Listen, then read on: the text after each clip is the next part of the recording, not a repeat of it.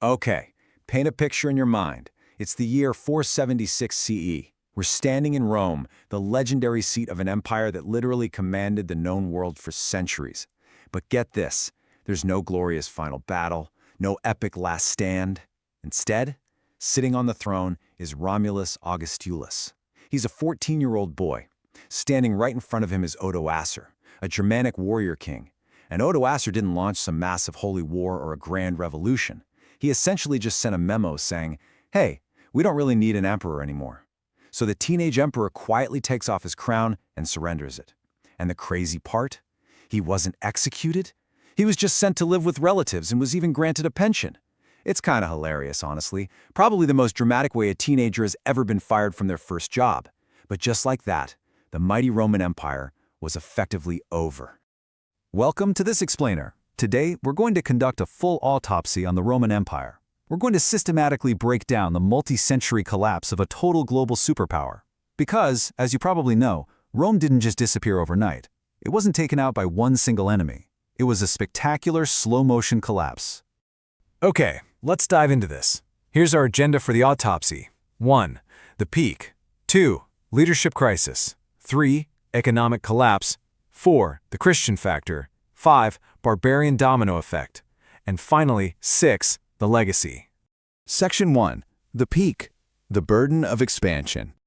Right, so to truly grasp how devastating the fall of Rome was, we've got to jump back in time to the empire's absolute height to see exactly what was lost. Remember, Rome didn't start out as this massive empire. It was a republic with much less territory. But eventually, the people wanted unified leadership. So, enter Julius Caesar.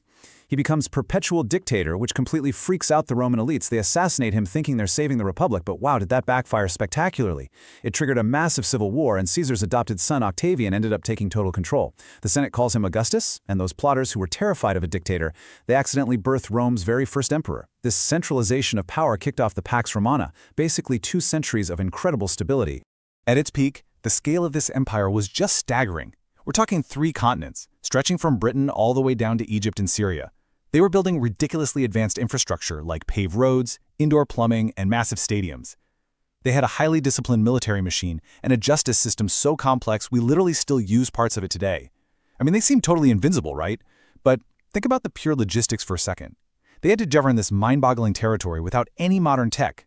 No email, no text messages to instantly communicate policy changes. Just protecting those incredibly vast borders became a monumental, almost impossible burden. And this brilliantly illustrates how desperate the empire actually became to manage that massive scale. In 212 CE, Emperor Caracalla passed an edict granting Roman citizenship to essentially all free men across the entire empire. Now, on paper, that sounds like a great progressive move, doesn't it? Actually, no. The real motive was purely financial. He desperately needed to increase the tax base and draft more bodies into the military. Imagine you live hundreds of miles away and suddenly you're forced to pay heavy taxes to a capital city you've never even seen. Your loyalty is going to vanish pretty quickly. It completely ruined that deep, emotional, patriotic connection that original citizens felt toward Rome. Section 2. Leadership and Economic Chaos.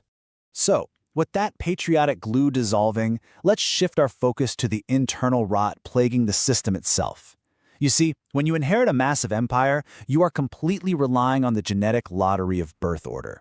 And in 1770 CE, Rome's luck completely ran out. Power was handed to a reckless 15-year-old named Commodus. He was this fickle dictator who was way more interested in fighting fixed gladiator matches than, actually governing.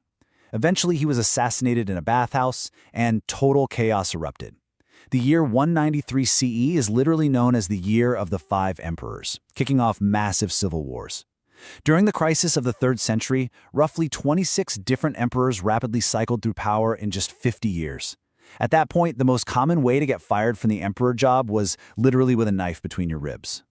Let's move to and see how this builds, because this political chaos fueled an absolute economic nightmare. Early Rome survived and thrived by constantly expanding. Conquering brought in a huge influx of wealth, resources, and enslaved people. But by late Rome, that expansion hit a brick wall. It halted. Emperors were blowing vast fortunes on the military just to survive all those civil wars we talked about. But with no new resources coming in, they went broke. Their genius solution? They started secretly mixing cheap copper and lead into their pure silver coins so they could mint more money. This debasement absolutely ruined the currency's overall value. And the result of all that fake money? astronomical hyperinflation. It got so incredibly bad by the late 3rd century that an average laborer couldn't even buy one single loaf of bread with a full day's wage. Just think about that. Because the state was completely broke, they ruthlessly cranked up taxes on the poorest citizens, the small farmers and merchants. People were so desperate to escape these crushing taxes that farmers just started abandoning their fields. And the government's terrifying response? They legally bound these farmers to the land. You couldn't leave and you couldn't change landlords. This total loss of freedom, known as serfdom, was the grim beginning of the feudal system. And to make matters worse, vital trade routes like the Silk Road were being choked off by rival powers like the Huns and Parthians. Rome was literally suffocating from the inside out. Section 3. The Christian Factor. As if the economic ruin and constant political assassinations weren't bad enough, we now arrive at one of the most hotly debated elements of Rome's fall: the rise of a brand new religion. Initially, Romans worshipped the whole pantheon of gods, and the emperor himself was treated as a literal divine figure. So, when Christianity emerged in the 1st century, teaching that there's only one true God and directly challenging the emperor's divine status, the Romans saw it as a massive threat and heavily persecuted them. But Christianity offered something truly revolutionary for the time: equality. It appealed massively to marginalized groups like slaves, the poor, and women who had absolutely zero rights in Roman society. It grew quietly and steadily until 313 CE, when Emperor Constantine legalized it with the Edict of Milan. And then, astonishingly, by the late 4th century under Theodosius, it became the absolute official state religion of the empire. Talk about a total flip. Yeah, what's really interesting about this slide is the immense debate over what this religious shift actually did to Rome. On one side, you've got the 18th century historian Edward Gibbon. He famously argued that Christianity weakened Rome. His theory was that Christian teachings of pacifism, turning the other cheek, ruined the aggressive, conquering morale of the Roman military. Plus, he argued that by focusing so heavily on the afterlife in heaven, citizens just stopped caring about protecting the earthly material empire. But modern historians strongly push back on this. They point out that as the corrupt imperial state was crumbling, the Christian church was actually the only institution providing a vital glue for society. It offered a moral base, it provided charity for the starving, and it kept education alive when the government completely failed its people. Section 4. Barbarians at the Gates. So regardless of where you stand on that religious debate, there's no denying Rome was internally fractured. And that brings us to the fatal external blows that capitalized on these exact internal weaknesses. It all started with this crazy geopolitical domino effect. Fierce nomadic warriors, the Huns, started aggressively expanding in Asia and Eastern Europe. This absolutely terrified the local Goth tribes, who fled right to the borders of the Roman Empire as refugees. Now, a competent, functioning empire would have smoothly resettled these warriors and recruited them into their military. But Rome's corrupt local officials, they wildly mismanaged the whole thing. They exploited and abused the refugees. Furious, the Goths took up arms. What started as a mismanaged refugee crisis turned into a brutal guerrilla war right inside Rome's own borders. The ultimate humiliation finally came in 410 CE, when the Goths marched in and sacked the city of Rome. That was the first time an enemy had breached the gates in 800 years. To try and manage the overwhelming chaos of these massive borders and the constant invasions, the empire made a really drastic move in 395 CE. It permanently fractured into two halves.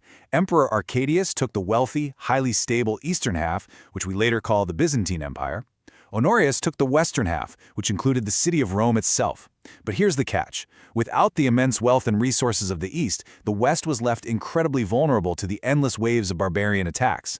They were basically sitting ducks. Section 5. Rome's Enduring Legacy. So the crucial point is that all of this death of 1,000 cuts, brings our timeline right back to our opening hook in 476 CE, when that teenage boy emperor Romulus Augustulus quietly handed the Western crown to Odoacer. But what actually happened next? Well, while the Western Roman political government died, Rome itself didn't just vanish into thin air. The eastern half, the Byzantine Empire, endured for another entire millennium. Meanwhile, over in the fallen West, the Roman Catholic Church essentially stepped right into the power vacuum. They became the de facto government for much of Europe. Even kings answered to the Pope. Furthermore, Roman laws, the Latin language, and their incredibly complex justice systems didn't disappear. They were seamlessly integrated into the church and later societies, forming the very foundation of modern Europe. Which leaves us with a really provocative final thought to ponder.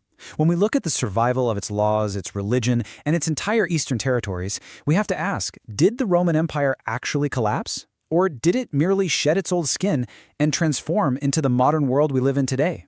It's a fascinating shift in perspective on how human civilizations survive. Thanks so much for joining me for this explainer. I really hope it sparked your curiosity to look just a little bit closer at the history right beneath our feet.